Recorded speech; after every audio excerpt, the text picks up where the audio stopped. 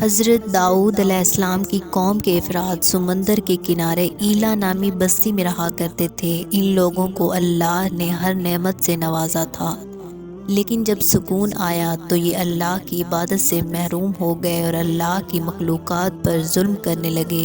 اور یوں اللہ نے ان لوگوں کو خبردار کیا کہ ہفتہ میں ایک دن، ہفتہ کے دن شکار نہ کیا کرو، اتوار سے جمعہ تک جتنا شکار کرنا ہے کر لو، ایک دن اللہ کی عبادت کے لیے رکھ دو۔ اور اس طرح اللہ نے ان کا امتحان لینا شروع کر دیا۔ وہ اتوار سے لے کر جمعہ تک مچھلیاں پکڑتے تو مچھلیاں زیادہ ہاتھ نہ آتیں، اور ہفتہ کے دن وہ سمندر میں دیکھتے تو انہیں بڑی بڑی مچھلیاں نظر آنے لگتیں۔ ان میں سے ایک شخص کو شیطان نے ورگلایا کہ پریشان کیوں ہوتے ہو، میری ترکیب پہ عمل کرو، تم شکار سے کبھی بھی محروم نہیں رہو گے۔ تو شیطان کے کہنے پر اس شخص نے کانٹا لگا کر ڈوری کو سمندر میں ڈال دیا تاکہ مچھلی پھنسے، اور شیطان نے کہا کہ تم اس مچھلی کو اتوار کے دن نکالنا، اور یوں ہفتے کی حرمت بھی باقی رہے گی اور تمہارا شکار بھی ہو جائے گا۔ بس شیطان کی بتائی ہوئی ترکیب پہ مچھلی ہفتے کے دن پھنسی رہتی اور وہ اتوار کے دن نکالتا اور اسے خوشی سے کھاتا۔ جب آس پاس کے لوگوں نے پوچھا تو ان کو بھی یہ ترکیب بتانے لگا، اور یوں اس قوم کے کچھ لوگ ہفتے کے دن مچھلی پکڑنے کے لیے جال پھینکتے اور اتوار کے دن نکالتے، اور کچھ لوگوں نے تو سمندر میں سے نالیاں بنا کے چھوٹے چھوٹے تالاب بنا دیے تاکہ ہفتے کے دن جیسے ہی مچھلیاں یہاں سے گزریں تو تالاب میں رہ جائیں اور ہم اتوار کے دن ان کو نکال کر پکا کر کھائیں۔ اس گاؤں میں اللہ کے کچھ خاص بندے بھی تھے جو کہنے لگے، اے لوگو، اللہ نے ہفتے کے دن شکار کرنے سے منع کیا ہے۔ یہ جو تم جال پھینکتے ہو یا چھوٹے چھوٹے تالاب بناتے ہو، ان میں اگر مچھلی پھنستی ہے تو یہ شکار ہفتے کے دن کا ہوگا۔ اللہ کے عذاب سے ڈرو اور اللہ کی نافرمانی نہ کرو۔ وہ لوگ ان لوگوں کا مذاق اڑاتے اور کہنے لگے کہ ہماری جو مرضی ہوگی ہم وہ کریں گے۔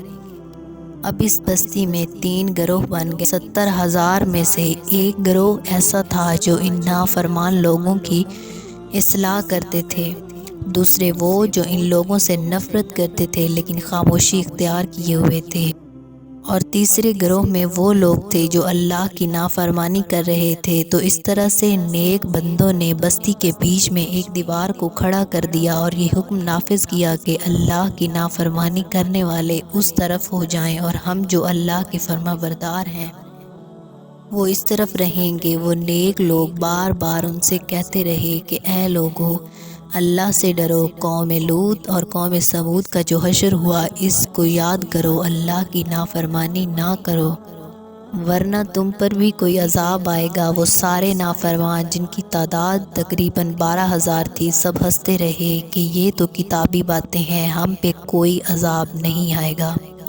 بس جیسے ہی وہ گروہ 2 حصوں میں تقسیم ہو گیا، ایک وہ جو اللہ کے فرمانبردار بندے دیوار کے اس طرف تھے اور دوسرے وہ جو نافرمان بندے جو دیوار کے اس طرف تھے۔